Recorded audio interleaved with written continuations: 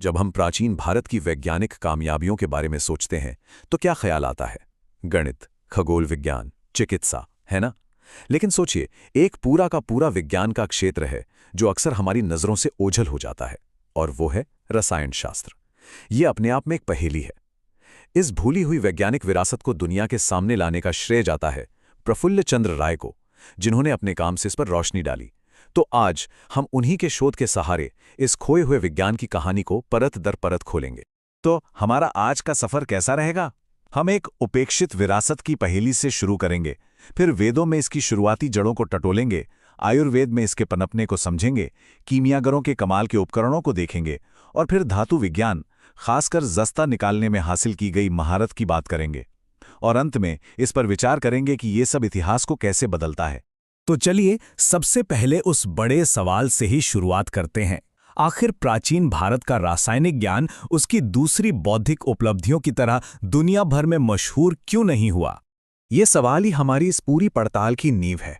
मतलब सोचने वाली बात है ना? एक ऐसी सभ्यता जो अलजेब्रा और सर्जरी में दुनिया को रास्ता दिखा रही थी, उसका केमिकल ज्ञान इतिहास के पन्नों में कहीं गुम कैसे हो गया?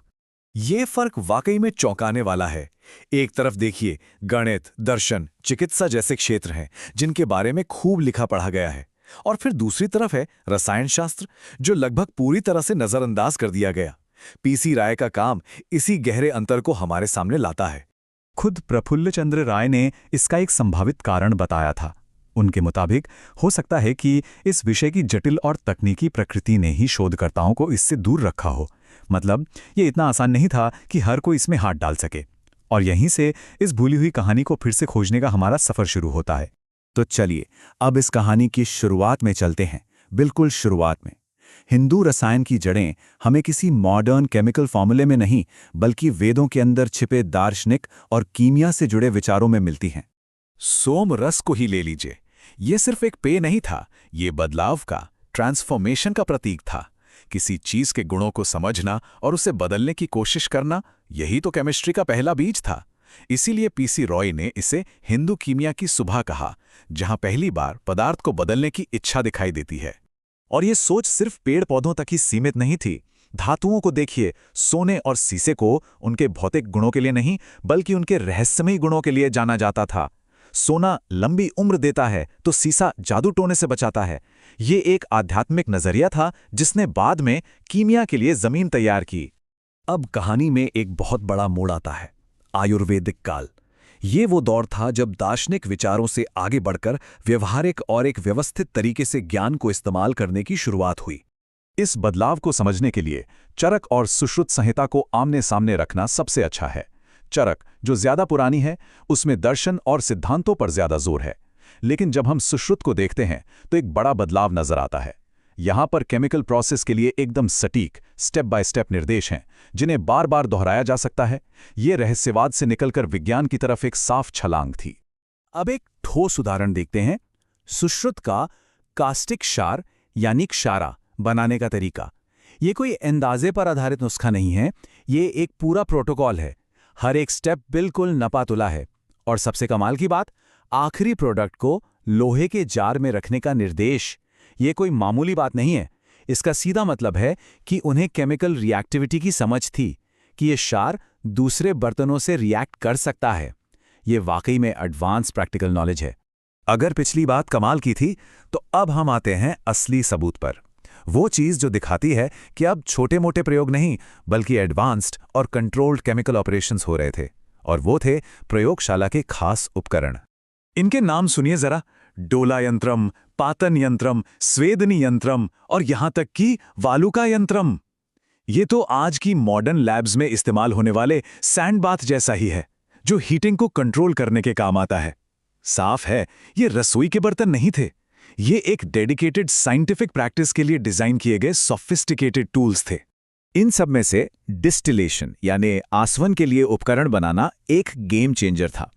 ये किसी भी गंभीर केमिस्ट्री के लिए एक बुनियादी प्रक्रिया है। पदार्थों को उनके बॉइलिंग पॉइंट्स के आधार पर अलग करने और उन्हें शुद्ध करने की ये तकनीक अपने आप में ही एक बहुत बड़ी तकनीक की छलांग थी। और अब हम आते हैं उस कामयाबी पर जिसे हिंदू रसायन की सबसे बड़ी उपलब्धियों में से एक माना जा सकता है। ये है धात्विक जस्ता यानी मेटालिक जिंक को उसके अयस्क से निकालने की बेहद मुश्किल प्रक्रिया। ये एक ऐसी उपलब्धि थी जो अपने समय से कहीं आगे थी। अब जस्ता निकालना कोई बच्चों का खेल नहीं है। इसमें एक बहुत बड़ी टेक्निकल प्रॉब्लम है।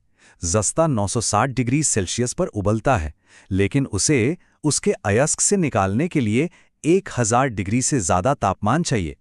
इसका मतलब जस्ता जैसे ही बनेगा वो भाप बनकर उड़ जाएगा। तो उसे पकड़ें कैसे? इसके लिए प्राचीन रसायनज्ञों ने नीचे की ओर आसवन की एक बहुत ही इंजीनियस टेक्निक इजाद की, जहां भाप को गर्मी से दूर नीचे की ओर ले जाकर ठंडा किया जाता था। ये मेटलर्जी की गहरी समझ का एक बेहतरीन नमूना है। तो इन सब बातों को जोड़कर देखें तो क्या तस्वीर बनती है?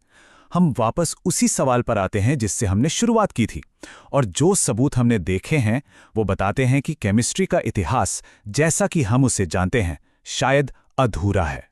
संक्षेप में अगर देखें तो हमने एक पूरी यात्रा तय की है। ये सफ़र वेदों के दार्शनिक विचारों से शुरू हुआ, आयुर्वेद के प्रैक्टिकल मेथड्स तक पहुंचा, फिर तांत्रिक काल में सोफिस्टिकेटेड लैब इक्विपमेंट बने और आखिरकार जस्ता निकालने जैसी जटिल धातु विज्ञान में महारत हासिल की गई।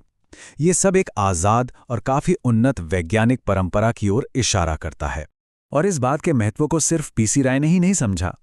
उनके ही समय के एक और विद्वान बृजेंद्रनाथ सील का ये कहना बहुत मायने रखता है।